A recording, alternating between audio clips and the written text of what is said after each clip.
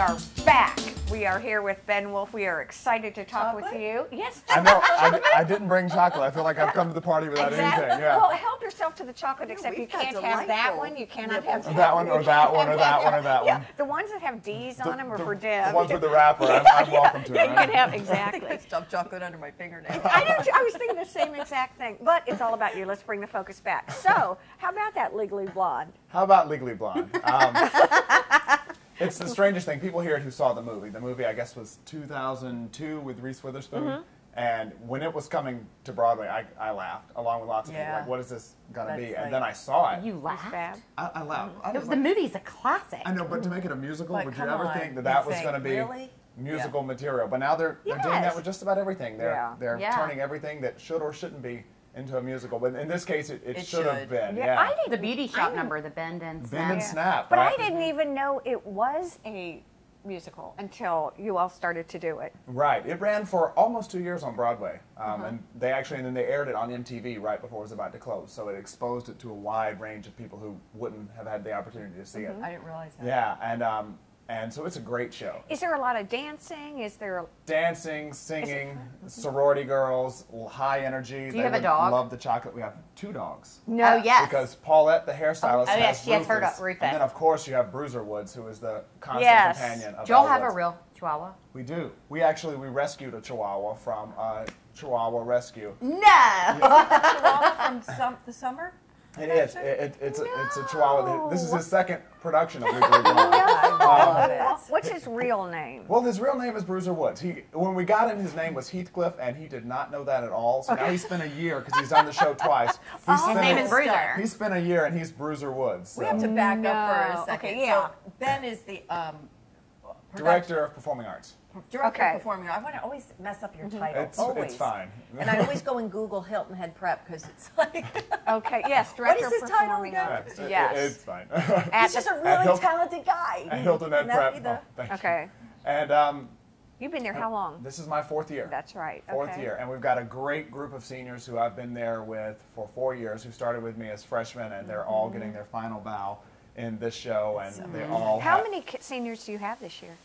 I think I've got 11 in the show. You really? That's awesome. And then my stage manager, my scene shop foreman who runs the backstage, he's my deck chief. Kelsey's my stage manager, and then Russell Freed, who is my scene shop foreman and deck chief backstage. He's also a senior. So we've got a big group here that are trying their best to show off for Look this at us. year. And if you haven't seen I was going to say the same a thing. Hilton Head Prep production, I'm telling you what.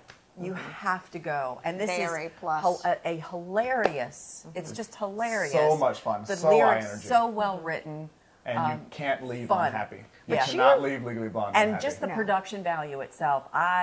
Kudos to you guys for what you've done in the past, and I'm sure this is going to just be above the same caliber. It's amazing what you all put on the stage. You guys have really talented kids, don't you? And their hard work matches their talent, because I mean, what they do looks really good on stage, and it's because they work so hard. I mean, it's unrivaled. I mean, they're there 5-6 days a week, 3 hours a day. When you were a kid, a junior and senior in high school, don't we kind of want to know this? Were you in all these productions? Were you an aspiring actor? I was, but we didn't have a program at my school. We didn't have a teacher. We had 4 lights that attached to the back of the basketball goal that you flipped on with a switch. So anything that really happened in my high school was the result of a couple of very good parent volunteers and a couple of us who were very passionate about it. We had to kind of make it happen. When you take the caliber and quality of productions that you're doing now, translate that to these kids in high school, moving on for them, does it give them just an insight into the theater that a lot of kids don't have? I think it gives them an appreciation, and I saw that most. I took a group to New York last year to see Mary Poppins. It was one of the shows that we saw. We saw 5 or 6 shows. They were exhausted by the end. But we saw Mary Poppins, and on the surface, it's very much a kiddie show. Right. But they're sitting there watching it, and they're looking at the fly rails, and they're looking at where they're calling the show from, and the different types of lights they're using. That can be chills. They really appreciate it. So they're appreciating the process of it on top of the show. I mean, they got more out of Mary Poppins than probably Warhorse, which we also saw. Yeah. Which I heard it was incredible. It was incredible, but in theory, that should be a kid's show, but because of the spectacle and the technical Yes. aspect that they appreciate, they loved Mary Poppins. And what's cool is you get all the kids involved in all aspects Right. of it, right? So you Right. don't have You just build set. you're the actors.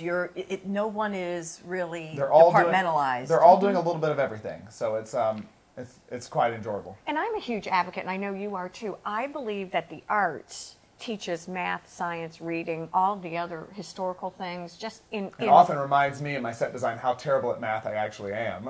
I'll be doing something, I'll have to call one of the kids over. I'm like, guys, I don't know. Yeah, how do I... You have better math teachers than I had, so help me out. What dates is Legally Blonde running? Well, appropriately, Legally Blonde opens on Valentine's Day. Awesome. It Thursday runs the 14th. Thursday the 14th, and we have performances the 14th, 15th, 16th at 7:30. Okay. And then we close on Sunday the 17th at 2. And tickets And- are available online, right? Absolutely. You can go to hhprep.org, and there's a link right there on the website, and the performances are not at Hilton Head Prep, they're at Hilton Head High School. Oh, that's Right, nice. the VPAC. Okay, So The don't VPAC at forget, Hilton don't Head forget High. VPAC. And you can also get them at VPAC on You- V-Day. You can get them at the door. VPAC on V-Day, VPAC I on like V-Day. There we go. It's so good, and it's family, so It's a family From fun 1 show to with 101. dogs. From Come one on. to exactly. With dogs. With dogs. I love. Can't What's it? beat it. Who's harder to manage, a senior in high school or a puppy? It's both. You really don't know where either one are going at any time. like They're that. just as unpredictable. Yeah. And on that note, stay with us. We'll be right back here on Girl Talk.